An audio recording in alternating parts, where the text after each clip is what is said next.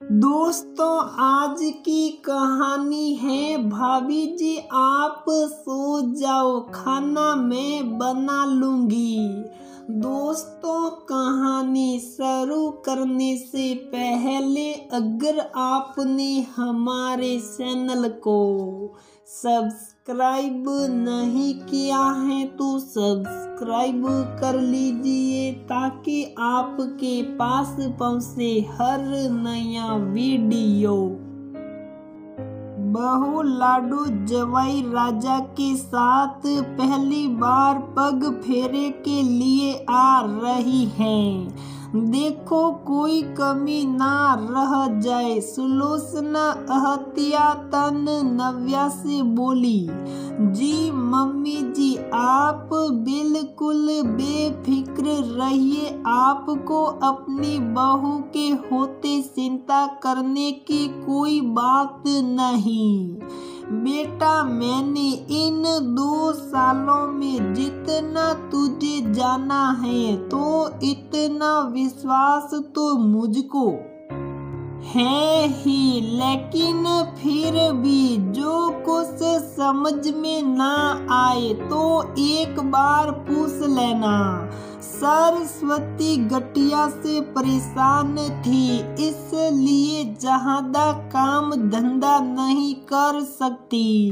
राघव और पापा जल्दी आने का आश्वासन देकर थोड़ी देर के लिए दुकान चले गए थे, क्योंकि इस समय सहालग शादी ब्याह जोर शोर से चल रही थी। अब पूर्ण रूप से सारी जिम्मेदारी नव्या और नव्या खुशी खुशी सारा काम निपटा रही थी। घर के पर्दे बदलना, कुशन और चादर बदलना, खाने में भी तरह तरह के व्यंजन बनाना। आखिर ननद रानी जवाई राजा के साथ पहली बार जो आ रही थी, नियम समय पर जूही पुनीत के साथ आ गई।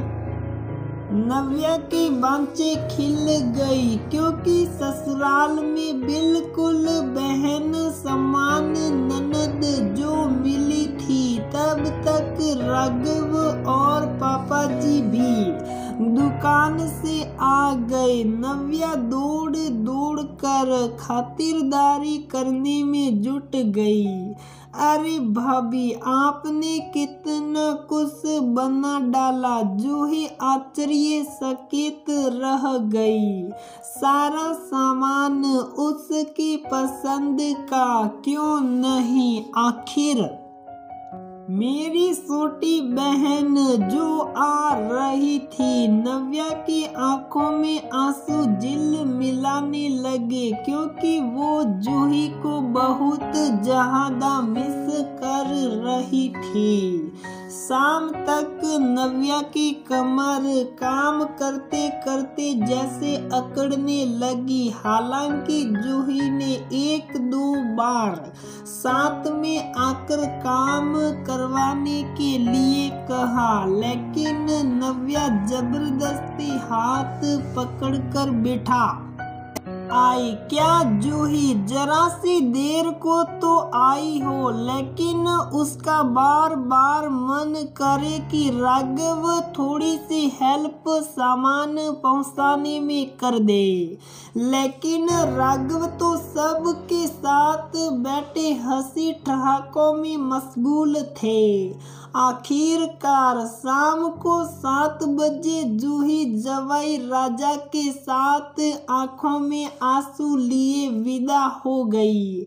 नव्या बेटा, तुमने बहुत ही कुशलता से सब कुछ निपटाया, लेकिन थक भी बहुत गई होगी। जाओ 1 कप गर्मा गर्म चाय लेकर कुछ देर आराम कर लो, बाकी का सारा काम आराम से निपटा लेना।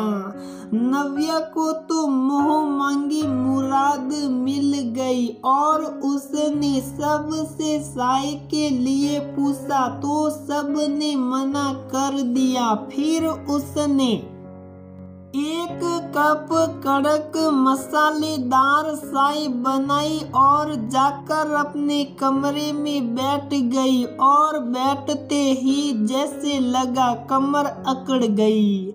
सुबह के सहरे की ताजगी अब बेहद थकान में परिवर्तित हो चुकी थी, जो कि सहरे से साफ झलक रहा था।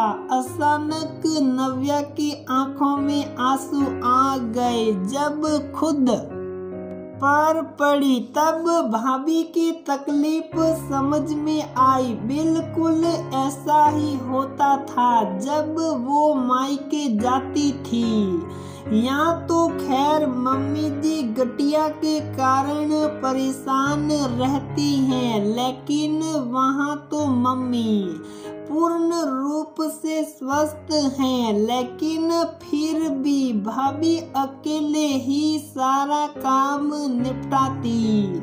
यहाँ तो जूही ने 1-2 बार मुझ से कहा भी काम करने के लिए, लेकिन वो तो भाभी की सहायता के लिए बिल्कुल भी आगे नहीं बढ़ती। और शाम होते होते जब भाभी का सेहरा उतर जाता तो वह यही सोचती कि शायद भाभी को उसका आना अच्छा नहीं लगता। कितनी गलत थी वो, लेकिन अब नहीं। अब जब भी मैं मायके जाऊंगी भाभी की पूरी सहायता करूंगी। भाभी को भी आराम मिलेगा और मुझे भी अच्छा लगेगा। और इस बार जब नव्या मायके गई तो भाभी के साथ काम करवाने रसोई में चली गई। नव्या जीजी आप बाहर बैठिए, चल कर मैं काम निपटा कर फटाफट आई। मोनिका बड़े प्यार से बोली। नहीं भाभी, अब हम लोग फटाफट सारा काम सिमटवा कर इकट्ठे बैठकर गप्पे मारेंगे। आप अकेले काम में जुटे रहे और हम लोग बैठकर गप्पे मारे।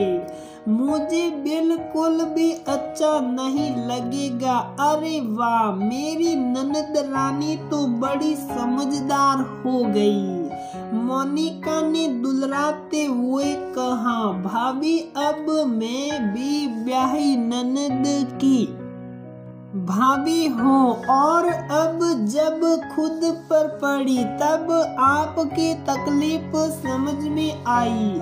इतना कहकर नव्या ने मोनिका का हाथ पकड़ लिया। मोनिका ने भी आगे बढ़कर नव्या को गले से लगा लिया। अरे भाई, कहाँ रह गई ननद भौजाई? चाय वाय मिलेगी या नहीं?